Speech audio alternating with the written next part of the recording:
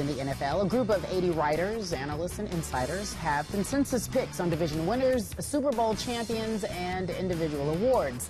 One of the picks, Packers quarterback Rodgers, who won the Super Bowl in 2010 and the MVP award in 2011, will win the Most Valuable Player award this season. So says our power panel.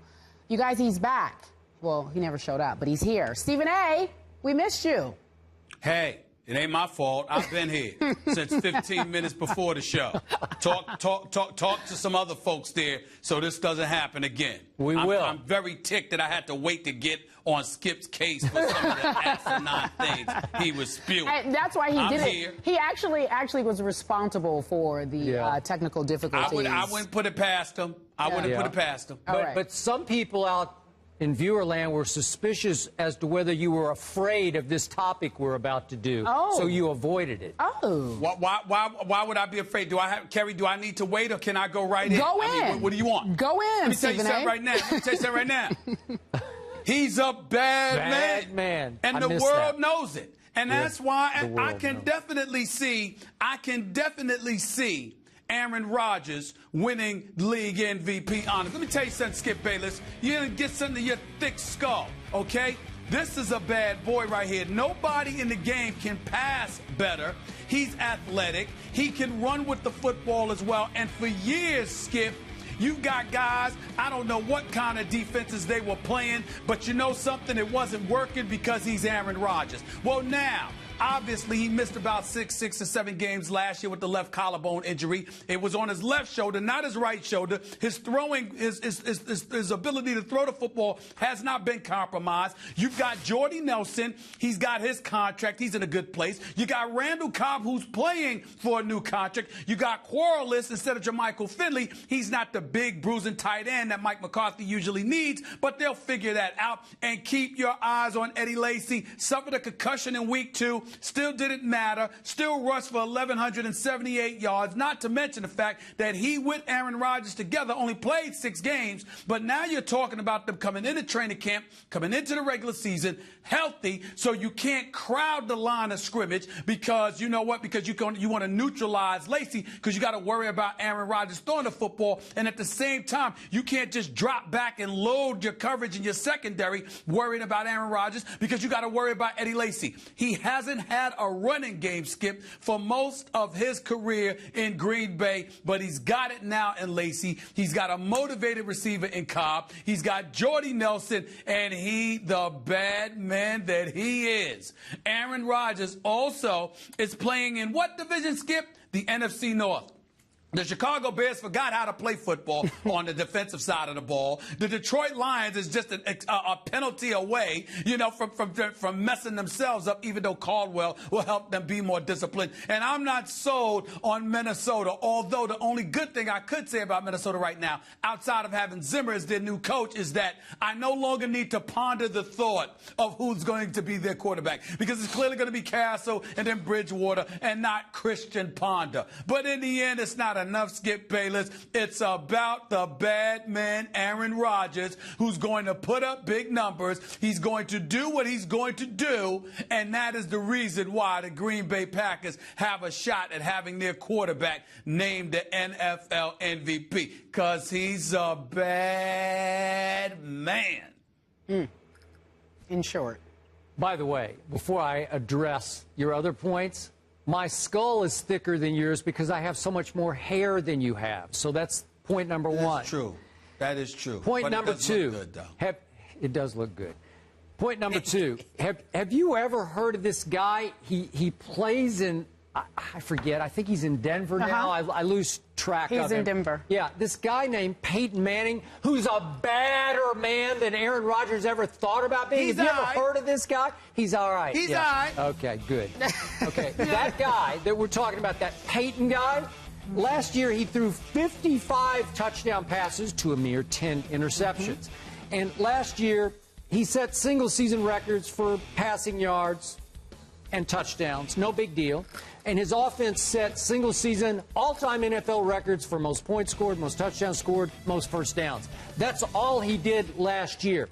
And that Peyton guy, this preseason, didn't look like he was in midseason form. He looked to me like he was already in postseason form, and we've seen what a mission he's already on because he got so fired up about DJ Swearinger that he ran all the way to the end zone and drew a taunting flag and fine for getting in that young man's face. That's what you're up against in Peyton Manning this year. Not to speak of, he gets Ryan Clady back, his blindside protector.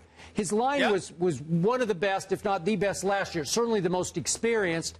Peyton Manning was sacked 18 times in 16 games. I mean, that's just ludicrous. Aaron Rodgers last year was sacked way more times than that, 21 sacks, and he only played in 9 games last year. So that's going to be a factor. And now let's get back to the Eddie Lacy factor that you wanted to focus on. Let's keep our eyes, as you just said, on Eddie Lacy. I love Eddie Lacy.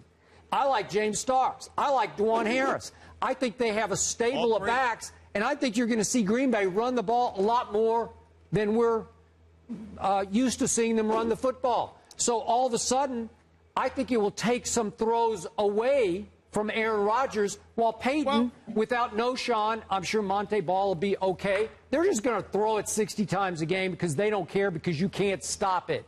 So you don't think that will contribute to Peyton Manning running away with his should-be third straight MVP, but it will be his second straight MVP? Why should it be the third? He was robbed. He was robbed by Adrian Peterson 2 years ago. But that's a whole other issue. Okay, remember. That's ridiculous. And no, you know I feel exactly that way. Right, and you know it's right. You know I've always felt that way. But you do make that very last point that you make, Skip, absolutely correct from the perspective that if you're telling me my belief that Aaron Rodgers is going to win NFL MVP does not measure up because Green Bay's going to run the football more, I certainly believe that's plausible with Lacy, with Starks, with Harris. You're absolutely right about that. But that's the only thing that will hold Aaron Rodgers back from getting the MVP. It won't be Peyton Manning's performance, and it certainly won't be opposing defenses stopping the bad man that he is, because he's a bad brother. I'm trying to tell you right now, Aaron Rodgers is special. But the thing about it is this, Skip. Brother? Let me throw this retort your way. Let me throw this retort your way. Skip Bayless? Yes, go ahead. How about this? Just like I'm willing to concede that you have a point about how they may run the football more, are you willing to concede, although everyone is in Seattle, that Seattle may have provided the recipe to sort of rattle that passing game of the Denver Broncos from the perspective of getting in dudes' faces, being a bit physical, all right, and compromising what Denver's trying to do that way? Wes Welker is just a knock upside his head from being gone for the season, if not his career. I'm not sure about Julius Thomas and Demaryius Thomas after what I saw in the Super Bowl. We still got an APB out for Eric Decker. I hear he's been spotted at MetLife Stadium in East Rutherford, New Jersey with the Jets. But we don't know yet because we still looking for him from the Super Bowl. So for me, it's just a thought, Skip Bayless, that although Peyton is big time, you can't poo-poo 55 touchdowns, just 10 interceptions, all right? In the end, do you really expect that to happen again after the recipe has been provided via the beatdown we witnessed in that 43-8 drubbing we witnessed in the Super Bowl? Okay, back to your Seattle point. I agree with you. They provided the blueprint. But I don't see anybody else out there who has the ammo to back up the blueprint. How many Seattle Seahawks secondaries are there on Peyton's schedule except for Seattle's? I don't see any. I'm sorry. I don't disagree in terms of the secondary. That's not what I'm implying, because you're right about that. And I acknowledged that before I made my point. I understand everybody's not Seattle. What I'm saying to you is that if you've got a hit man on the squad, to me, it wasn't just Seattle's personnel. It was the fact that Cam Chancellor's early hit in the Super Bowl set the tone by intimidating Denver receivers. I think Peyton Manning running down to the end zone and getting Swearinger's face after the hit on Welkin, all of this stuff is indicative of a quarterback that doesn't want to see his players rattled. because Denver has shown they can be rattled. I know how talented they are. I know how big time they are. Well, what people need to understand is that when I question their heart, I'm not saying they can't play. I'm saying the exact opposite. You are elite performers. There is no excuse to get stomped in a Super Bowl the way that you got stomped with that talent unless one thing occurred. Your heart got snatched out your chest. That is what happened to the Denver Broncos. And when you show that that can happen to you, Skip, I'm sorry. I don't know how you get around that. I really don't. I think that will have nothing to do with this year's regular season, Mr. Smith. Okay. And my closing point to you is, yes, Eric Decker is APB in MetLife, as you just said, but there's this guy, Emmanuel Sanders, we've had on the show. He was with the Steelers. He's now with the Broncos. You can't give me that he's not an upgrade over Eric Decker. He is an upgrade. Okay, he is an upgrade. So I give you that. My point is, again, will Wes Welker make it through the season? I have no idea. If he doesn't, point taken for you. But Emmanuel Sanders is going to be a more explosive player for Peyton than Eric Decker was. Now, Stephen A., you just said the Broncos had their heart snatched from their chest. Was that the quote? In the Super Bowl. Okay. That is correct. So, well, I don't know. I guess the experts didn't hear about that because they still have them as the favorites to win the Super Bowl this coming season. Some of those same experts had the Broncos winning the Super Bowl against Seattle. Where were they? We couldn't find them until they just made this election. All right, well... Skip and I have been here. Listen. Skip and I have been here, Kerry, along with yourself. Yes. Where have those experts been since the Super Bowl? We've been here. Is the APB out for them, too? Where are they? We will discuss said topic from that same poll with Stephen A. Smith. He's back, guys. Stick around.